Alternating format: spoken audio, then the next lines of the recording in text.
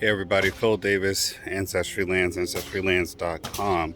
So we're kind of on the move now. I love taking walks through my neighborhood, and for the 3 years that I have lived here in Pennsylvania, I've noticed there's an empty lot here that I even looked at. Man, I would love to own this land because it definitely was going to get developed.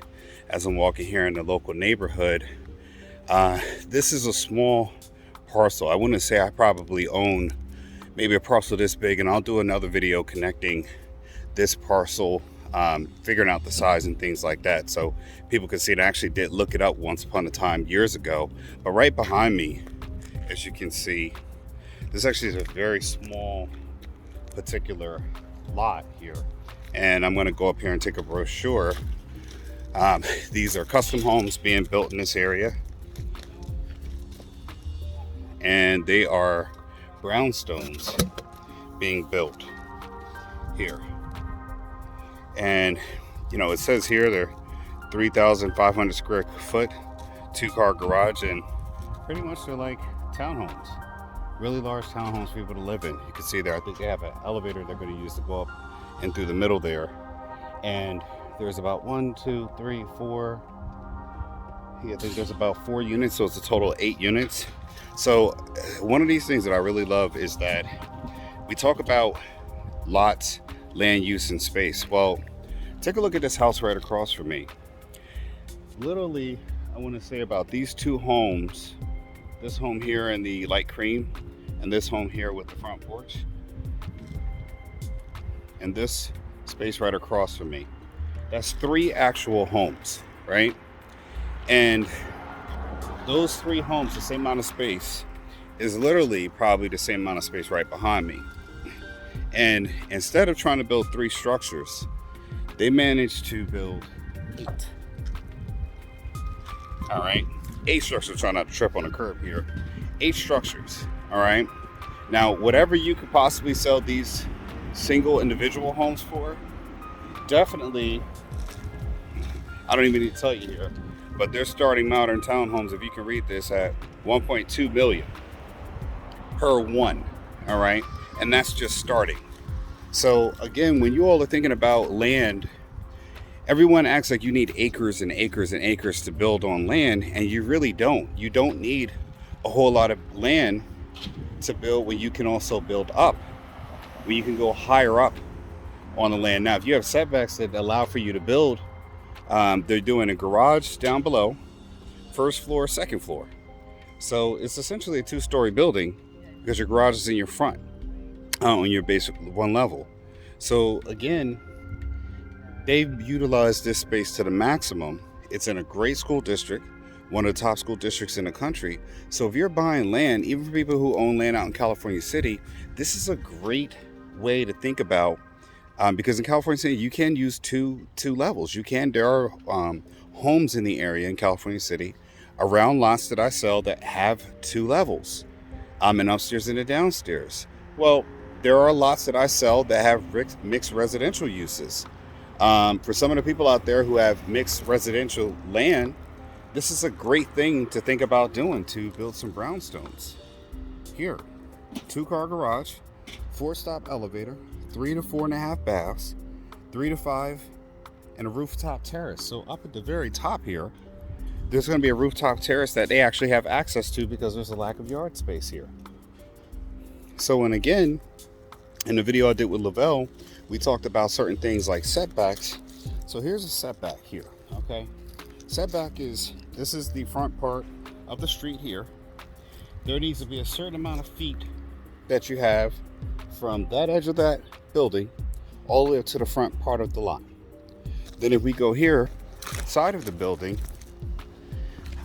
I don't know exactly what the setbacks are, but the setback, again, they have to have a certain amount of clearing space from the back side to the edge of the property. This is what we talked about, why it's important to find out what your borders are, because sometimes people who have land do not have another neighboring structure next to an empty lot. So what you don't want to do is, if this was the fence that they built, you don't want to be encroaching on another person's property. This building to the left, and this building on the left has to make sure they have a setback too which is their space from the property line. So you see here, this is what a setback is. It's whatever this space is in between here that is necessary, because emergency services need to get piping and plumbing and everything else, like the hose, around the building. If there's a fire in the back part of the building, you can't put out a fire in the back from the front part of the building. You need to be able to get access to this back part of the building, especially if there's rescues. This is one of the reasons why you have setback. There is a front setback to the front of the lot, and there is space in the back too as well, where you have setbacks. Now, I'm in Pennsylvania. Setbacks are everywhere. You always have to check your county zoning and the planning and building department when you are looking to build, because the setbacks, as you can see here, this gentleman behind me, there's a space in the rear, obviously, that they have to have for the rear yard. So, and again, services and plumbing, there's a setback to this side. So in our video when I talked with Lavelle, he's right, there's a home right next to, I'll make sure I keep the person's address. There's a setback that you have to have between both yards, because if this gentleman here, if his house is on fire or there's emergency service, that need to be able to get through both sides of the yard. But again, you talk about a very, 1.2. No one says that you need to be able to, you don't have to think in that much money and value. But imagine if you had one parcel of land, say 0.3. Like we have a 0.29 acre property. When I get back, I'll do research and figure out how big this plot is. But it's not a very big plot of land, if you could see. But what they did was they built up. So it doesn't matter where you are, but if you have mixed residential use, which means that you can have a regular home, like these homes across the street, or you can go with something like this where you have townhomes. Now, generally what happens in residential areas is when you're looking to do townhomes are not exactly, they're nice for people who are looking to buy, but a lot of people who have traditional homes, there are single family, or, sometimes you have a, what we call like party houses here, where you have a person living on one side of the home and they share, it's kind of like a split right down the middle. I'll see this house right here has an example of that, where you have, see, there's a door there and there's a door here. Literally the house is split down on that line. So it's still a single family residence, but they actually they split a wall in the same building. So this is a residential neighborhood. So a lot of times when you want to do a townhomes like this, a lot of the neighbors, they don't particularly like it because it changes the zoning metrics or the mixture of the neighborhood. Because when you start bringing one townhome, and what ends up happening is this person sells and then they end up wanting to buy and put a townhome on one of those empty lots. And that can change the complexity of a neighborhood, because now you have people who are renting near people who are actually owning and buying. And sometimes that doesn't necessarily equate to your property values being the same. But think about it from an investor standpoint. If you're a person who's a land investor, or a person who's looking to build, you're in construction and you're buying land from Ancestry Lands, and imagine if you were able to get that property years ago and you were able to get some building started on that. Well, let's say you are in maybe $1 million, $2 million, $3 million in on the building for your loan, construction, and everything once you get done. Well, he's got 8 units to sell at one point, starting at 1.2 million to start. They have, what are these? 90% gas furnace. Look at this. And they got all these kind of incentives for a person to come in. So people still need housing. Yeah, there's affordable housing, but if you're in an area where you can build some moderate, or even, let's just say, affordable housing, like we're going to keep the subject to, then you got to understand that a unit like that with 8 townhouses on a small lot where you can meet the minimum setbacks like Lavelle and I talked about, and you can actually build up, and you're putting modern townhomes in an area, well, Even if they were 2 mil into the building, selling units at 8.2, I mean, you just do the math. You got definitely going to have a few million that you're going to put in profit. I mean, that's a great turnover. Think about this, all right? And I tell people all the time about winning the lottery. And it's not about necessarily winning the lottery as in you're winning the lottery for, your actual winner of a lottery. But I always try to get people to understand how many years it takes you to work to make the same money if you won in a lottery. So I would always ask people, if you won a lottery, how many millions would it take for you to stop working? And people would say, 20, 30 million. And I would tell them, I was like, if 50,000 is what you make annually, then 20 years, at 20 years, right, you'd be at $1 million. It would take you 20 years of making $50,000 a year. That doesn't account for you spending money on bills. You would need to save $50,000 a year for 20 years to make $1 million or have $1 million saved. So it always perplexes me when people try to say, $1 million isn't a whole lot of money. And I say to them, well, how long can it take you to make $1 million in your current salary function? So let's say you do start out to get $1 million. Well, you start at 20 and you're saving 50 grand a year. Now, please, anybody, let me know if you know one person who's able to save 50K a year starting out at 20 years old, 22 years old, fresh out of college.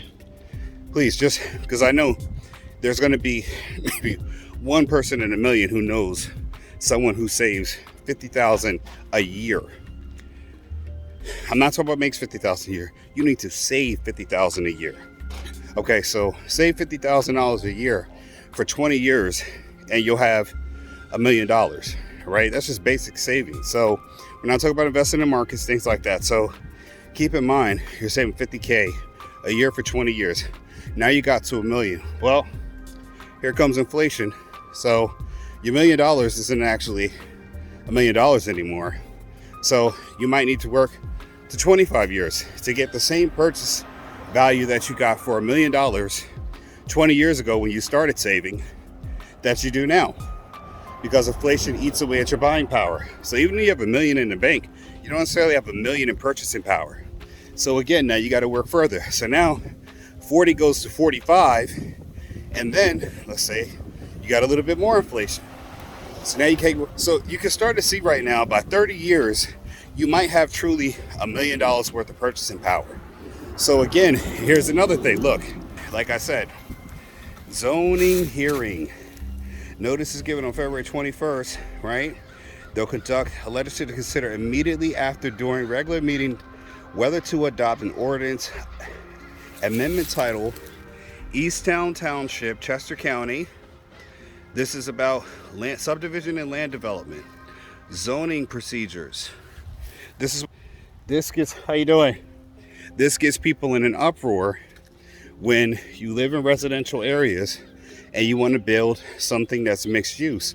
But if your zoning does allow for mixed use, then you're in a very, very, very special area where you can do something like these townhomes. So going back to the financial part, is that what I find is, and I ask nurses this, these are people who can give you weight-based drug dosing, highly educated people. When it comes to finances, they're not as keen on the numbers as they are, say, when it comes to medicine. And that's alarming because most people don't understand how long they have to work at their actual job to make just $1 million. And I'm talking about saving it. So what do? We put our money in money market accounts, 401ks, and we hope that the market yields enough to get us that amount for when we retire. But what if it doesn't? What steps are we doing to facilitate our goals from happening? You had to see this video that I did back about why you want the things that you want.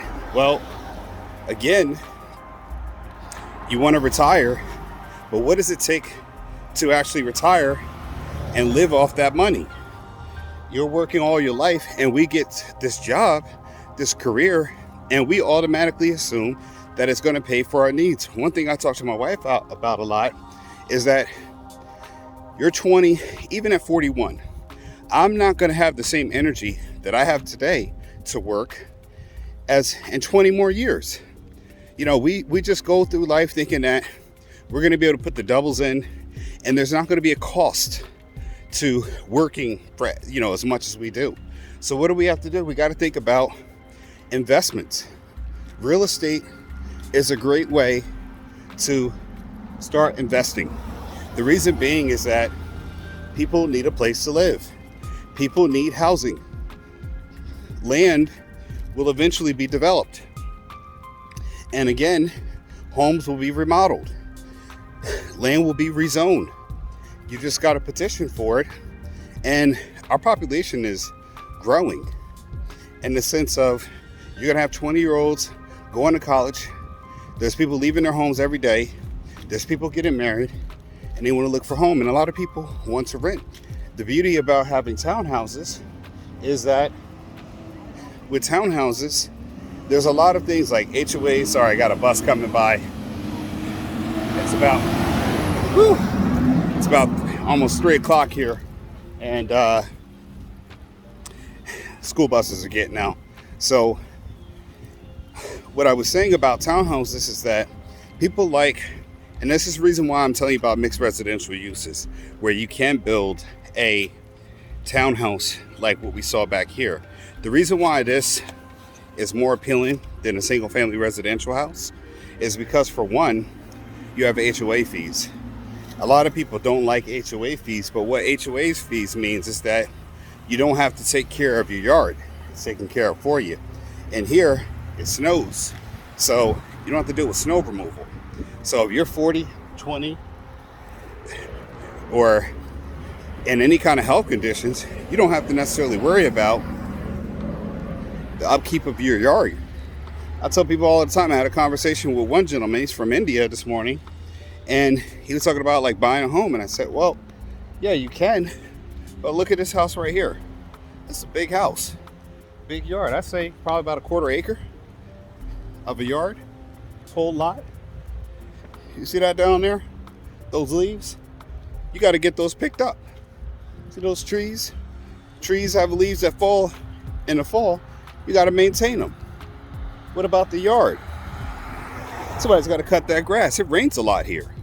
So no matter where you live, you either got to pay for the service, you got to do it yourself. Okay? That roof, it's going to need to be done. That's just the outside. So there's upkeep and costs that go into there. Look how beautiful this yard is here. Beautiful that yard is cut. Well, you either got to get out there and do it, which is time, or you got to pay a landscaping service to do it for you. All right, I'm right here. Here's a church. Even their yards got to be maintained. Look at it over here. Same thing. Yards got to be maintained. So again, and like I said, here we go. Got another example. They're doing some work right here in the back. I don't know if you can see this here, but they're getting some work done in the back of this house. Well, if they're extending it, want to remodel, you got to pay for that. All right. Your mortgage, everything keeps coming in, at least with these and mixed residential use, you're selling them by the unit. So for the price of this $1 million home, multi-million-dollar home, probably is up on the market if it were to sell, because I know the home in the back of it was selling for about $3 million. There's a home back there was selling for $3 million. I don't even know if it's sold. But again, these are starting at 1.2. So again, even a home in the back, $3 million home being sold, you sell 3 of these and still get that house. You got 5 more to go because there's 8 units here. All right. So again, we're talking about different kind of money. Now I use the $1 million example because it still will work on a smaller scale. You just got to think about it and do your homework. So again, trying to give you guys high level game on the ground, boots on the ground, I'm walking around getting my walk in here, but I want to make sure you guys understand the mindset of land investing. This can make you more money than one home, even that's $1 million. 8 1.2s, that's a start. That's just $1 million or $2 or $3 million home. So it's still built. You still got to get it built, right? It's still being built from the ground up. Only difference is there's 8 units here on a smaller plot of land than it is that one house. So again, land buyers, think big, think long term. You know, if you want to catch big fish, you got to fish where the waters are deep. All right, it's not for everybody, but there's some people out there that'll listen to this, and this will hit right home. Phil Davis, Ancestry Lands. Go buy some lands, like, share, subscribe on this video. I'm doing this video on the road, baby. Take care.